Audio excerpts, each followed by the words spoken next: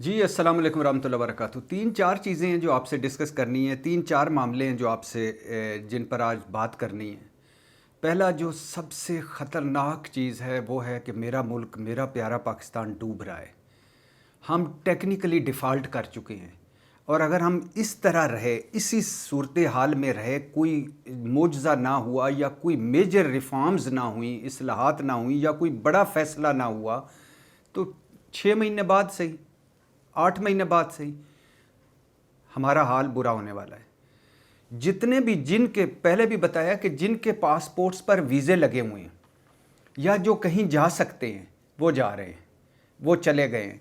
Business लोग अपना अपने कारोबार को समेट रहे हैं, पैसा लोगों ने खींच लिया है और अजीब बेयकीनी और अजीब मायूसी की सूरत हाल है। और वो जैसे कहते हैं ना, हमारे दोस्त फवाद चौधरी का ट्वीट है कि 5 कहानियों का इख्तिताम हुआ है। शहबाज शरीफ बेहतरीन एडमिनिस्ट्रेटर हैं, ये कहानी झूठी निकली। इसहाक डार मईशत को चला सकते हैं, ये कहानी झूठी निकली। नवाज शरीफ बड़ा बहादुर है, ये कहानी झूठी निकली। जरदारी साहब सियासत के बादशाह हैं, ये कहानी झूठी निकली। आखिरी जो उनकी थी कि मौलाना यानी फजल रहमान साहब मौलाना हैं, मेरे लिए काबिल एहतराम है, गो कि उन्होंने बहुत सारी ऐसी बदज़ुबानी और बद तहज़ीबी की है, लेकिन मैं इस पे बात नहीं करता। तो मैं तो कह रहा था कि मुल्क डूब रहा है, मुल्क हम मुआश टेक्निकली डिफ़ॉल्ट कर चुके हैं और कब तक बचते हैं एक तबाही से, ये आप एक बड़ा सवाल है। आप अंदाज़ा करें, 35 रुपये डॉलर की मार्केट रेट और ब्लैक मार्केट रेट में फ़र्क है। कभी ऐसा सुना या देखा? 4-5 हफ्तों का हमारे पास ज़र मुबादला है और ऊपर से इंपोर्ट एक्सपोर्ट का बुरा हाल है। कर्ज़े जो हैं, वो जो अंदरूनी कर्ज़े हैं, तौबा तौबा तौबा, वो इतने हैं, और बैरूनी कर्ज़ों का तो छोड़ दें। और हमने इस वक्त वक्ती तौर पर सऊदी अरब के पाँव पढ़कर और यूएई के पाँव पढ़कर, चीन के पाँव पढ़कर अपने स्टेट बैंक में पैसे उनको कहा है कि राज़ी किया है कि ना निकलवाएं। जो 7 अरब डॉलर के करीब पड़े हुए हैं, वो भी मांगे तांगे के पैसे पड़े हुए हैं, वो ना निकलवाएं। उधार तेल देते रहें, हमारी किस्तें आगे कर दें, हम इस वक्त मुश्किल में हैं। और वाकई इस यानी इमरान खान के बाद 7.5 महीनों में वाकई शहबाज शरीफ सही कहते हैं कि भिखारियों के पास कोई चॉइस नहीं होती, और वाकई उन्होंने इस कौम को भिखारी बना दिया और मुल्क को भिखारी बना दिया है। और वाकई वो जो कहा करते थे ना कि आटा सस्ता न हुआ तो मैं कपड़े बेच दूंगा, वाकई इस कौम के कपड़े बिक चुके हैं और बिकने वाले हैं, जो बाकी रह गए हैं। और जो मुसद्दक मलिक साहब वज़ीर पेट्रोलियम ने कहा था ना कि हमारे पास जहर खाने को पैसे नहीं, वाकई अब हम फ़िज़िकली यही बात है कि हमारे पास जहर खाने को पैसे नहीं हैं। और जो एक और वज़ीर किसी ने मशवरा दिया था ना कि अगर एक रोटी है तो 4 भाई मिल के खाएँ, तो वाकई वो वक्त अल्लाह ना करे, वो वक्त आने वाला है कि हम वो रोटी डिवाइड करके खाएंगे। बड़ी बुरी सूरत हाल है। लोग बाहर जा रहे हैं, जो बिज़नेस, जैसे मैंने पहले कहा, लोग बिज़नेस से हाथ खींच रहे हैं, बिज़नेस बाहर शिफ्ट कर रहे हैं, लोग बच्चों को बाहर शिफ्ट कर रहे हैं, और पैसा मार्केट में कोई नहीं है। और ऊपर से 72-73 वज़ीर, और ऊपर से इनकी फ़िरौनियत, और ऊपर से इनके बयानात और ठट्ठे ठाठ और प्रोटोकॉल और पता नहीं ख़र्चे इस गवर्नमेंट के, वो एक अलहदा बात है। जो इंटरेस्ट रेट 16%, कभी सुना था ऐसा? बैंक इससे जितने मज़े में हैं, 4000 अरब बैंक इस साल अल्हम्दुलिल्लाह कमाएंगे इससे। जो गर्दिशी कर्जा है 3,000 अरब के करीब पहुँचा हुआ है, वो एक अलहदा बात है। बिजली वाला जो हमारे हैं, वो बिजली कंपनी हमसे नाराज़ हैं और हम उनसे नाराज़ हैं, वो एक अलहदा करता है मामला है। करप्शन हड़प्शन एक अलहदा मामला है, मिस मैनेजमेंट एक अलहदा मामला है, बदनीति एक अलहदा मामला है, नाअहली एक अलहदा मामला है, इनकी आपस की लड़ाइयाँ एक अलहदा मामला है। और कोई फोकस ना होना, रोड मैप ना होना, विजन ना होना, कोई पॉलिसी लॉन्ग टर्म ना होना, ये एक अलहदा मामला है। और ऊपर से आलमी तन्हाई एक अलहदा मामला है, अंदर की तकसीम नफ़रत एक अलहदा मामला है। किस किस को रोएं?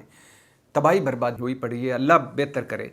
दूसरा मामला है कि वज़ीर आज़म शहबाज शरीफ खैर मंगला गए हैं, और वहाँ आज़ाद कश्मीर के वज़ीर आज़म जो सरदार इलियास तनवीर हैं या तनवीर इलियास हैं, उनसे उनका झगड़ा हुआ है और उन्होंने वापस आए हैं। और आज आते ही उनका जो इधर कारोबारी एक मरकज़ है, शॉपिंग मॉल है, सेंटोरस मॉल, वो बंद कर दिया, सील कर दिया। अब मैं सरदार तनवीर इलियास या इलियास तनवीर साहब को नहीं जानता, मैं कभी मिला भी नहीं हूँ, और मैंने सुना है कि उन्होंने पैसे के बल बोते पर वो जिस तरह तरीके इंसाफ में तरक्की की मंजिलें तय की और जिस तरह वज़ीर आज़म बने, वो एक अलहदा कहानी है। مجھے ان سے کوئی ہمدردی نہیں ہے یا کوئی ایسا نہیں ہے کہ میں وہ بڑے کوئی سیاسی کارکن ہیں یا بڑے رگڑے کھائیں، دولت مند ہے، کاروباری شخصیت ہے. لیکن شہباز شریف صاحب کی فرونیت دیکھیے، شہباز شریف صاحب کی نازک مزاجی دیکھیے کہ ادھر تلخ کلامی ہوئی منگلا کی تقریب میں، انہوں نے آ کے سینٹورس مال بند کر دیا. یہ ہے ان کی 27 کلومیٹر میں ان کی حکومت ہے، اور چونکہ وہ مال اسلام آباد میں آتا تھا بند کر دی. اب اگر بند کر دیے تو جو سینٹورس مال میں سارے لوگ ہیں جو کاروباری لوگ ہیں، جو کسی نے دکان لی ہوئی ہے، جس کے کرائے پہ لی ہوئی ہے، کسی نے کوئی کاروبار ہے، کسی کا کوئی فلیٹ ہے، کوئی اوپر لوگ فلیٹس بھی ہیں، رہ بھی رہے ہیں، ان کا کیا قصور ہے؟ اور جو اتنے ہزاروں روزگار لگے ہوئے تھے ان کا کیا قصور ہے؟ یہ فرعونیت ہے، یہ ان کی کبھی بھی نہیں جاتی، یہ کبھی بھی نہیں سیکھتے.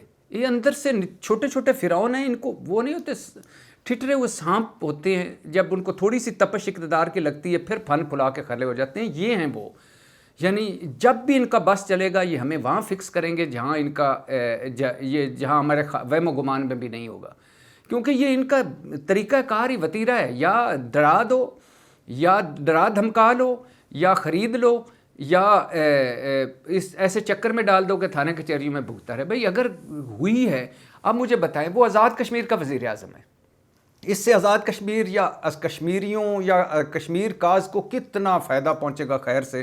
یہ روتے تھے کہ عمران خان نے یہ کر دیا تو فلاں کر دیا تو یہ کر دیا. آزاد کشمیر کے وزیر اعظم نے اگر تلخ بات کر دی ہے تو آ کے اس کا مال بند کر دیا. اور دوسری بات یہ ہے کہ اس سے باہر کے لوگ آئیں گے سرمایہ کار کے، جو اپنا سرمایہ کار، وہ ایک آزاد کشمیر کا وزیر اعظم ہے، وہ اتنا غیر محفوظ ہے کہ اس کا تھوڑی سی بات کوئی تلخ کرتا ہے تو اس کا سینٹورس مال جو ہے وہ بند کر دیا جاتا ہے. یہ ہے ان کی فرعونیت، کیا اس پہ کہا جائے. تیسرا موضوع ہے عرش شریف. عرش شریف کا سپریم کورٹ نے آزاد خود نوٹس لیا ہے ان کے شہادت کا، ان کے قتل کا. لیکن کیا کہوں، شاید میں محترم چیف جسٹس صاحب سے کہنا چاہتا ہوں کہ 12 مئی 2022 کو جب عرش شریف نے آپ کو خط لکھا تھا کہ مجھے میری جان کو خطرہ ہے، کچھ کیجئے، اس وقت کیوں نہیں نوٹس لیا تھا؟ کیا کسی کے مرنے یا شہید ہونے کا انتظار کیا جاتا ہے؟ ہمارا انصاف کو لاش چاہیے کہ اس پہ پھر لاش کا نوٹس لیا جائے. عرش شریف پہ جتنے مقدمے ہوئے، جھوٹے سچے جتنے مقدمے ہوئے، جتنے بوگس ایف آئی آریں ہوئیں، سچے تو اس میں خیر کوئی بھی نہیں تھے، جھوٹے جتنے مقدمے ہوئے، جتنی بوگس ایف آئی آریں ہوئیں، جس حالات میں اس کو پاکستان چھوڑنا پڑا، اور صدر مملکت کو خط لکھا، اس نے چیف جسٹس آف پاکستان کو خط لکھا، سارے اعلیٰ عہدیداروں کو خط لکھا، لیکن کیا جواب آیا؟ کچھ بھی نہیں. دبئی گیا، دبئی سے جس طرح اس کو کینیا جانا پڑا، اور کینیا میں جس طرح بے یار و مددگار اس کی شہادت ہوئی.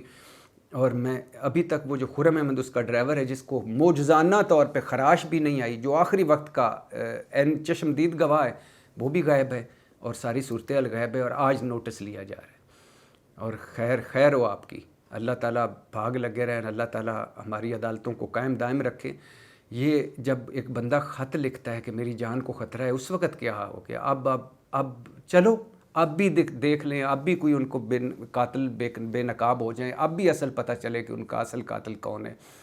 اور میں اکثر کہتا ہوں کہ ہم پیچھے سے آ جائیں. یہ ہمارے ریسنٹ پاسٹ میں عمران خان کی حکومت سے لے کر اب تک مطیع اللہ جان کا وہ جو ایک دن کا ایپیسوڈ ہوا تھا اغوا کا، ابصار عالم کو جو گولی لگی تھی، اسد طور کو جو مار پڑی تھی، اگر یہ ان پہ ہماری عدالت کچھ کھڑی وہ لے لیتی، نوٹس لے لیتی کہ بھئی یہ کیوں ہو رہا ہے، تو پھر عمران ریاض کے خلاف بے تحاشا مقدمے نہ ہوتے، اسے گرفتار نہ ہونا پڑتا، اور اس کو روز ہراسمنٹ نہ ہونی پڑتی، اس کے روز گھر کے ارد گرد فائرنگ نہ ہوتی، اس کو اتنے ڈھیر سارے گارڈز نہ رکھنے پڑتے.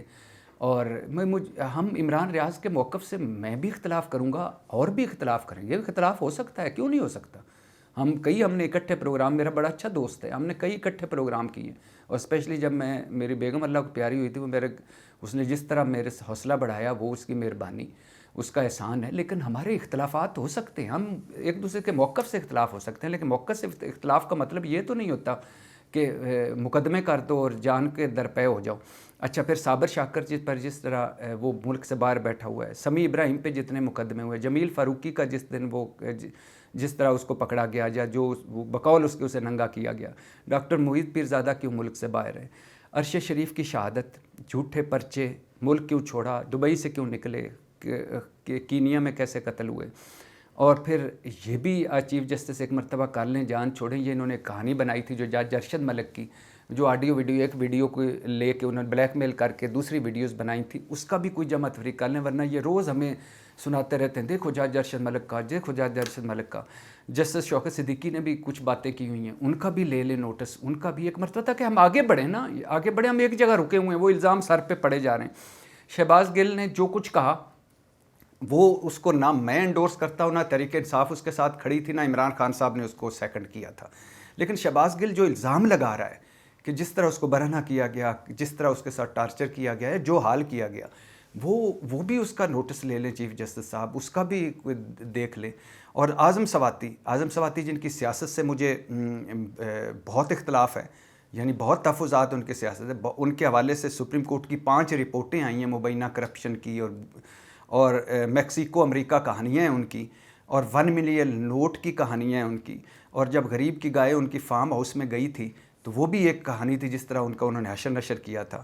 اور پھر انہوں نے جو ٹویٹ کیا، وہ ٹویٹ اگر میرے خلاف کرتے تو میں بھی ان کا جا کے گریبان پکڑتا، کہ جس میں لفظ کیا لکھا ہوا تھا، ہیل چلو دوزخ میں جاؤ، جہنم میں جاؤ، سیبر باسٹرڈ سن آف بچ. یعنی یہ کوئی ٹویٹ کریں، ایک سینیٹر 74 سال کا سینیٹر، اس کو یہ کرنا چاہیے تھا.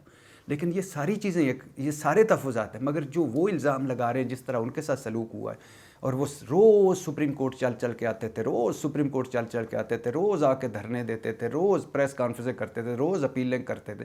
ان کا بھی لے لیں نوٹس، تاکہ پتہ چلے دودھ کا دودھ، پانی کا پانی، ہم آگے بڑھیں، آگے نکلیں. ورنہ ہر کسی نے اپنے ایک نظریہ، تھیوری بنائی ہوئی ہے اور سارا اس پہ چلی جا رہا ہے.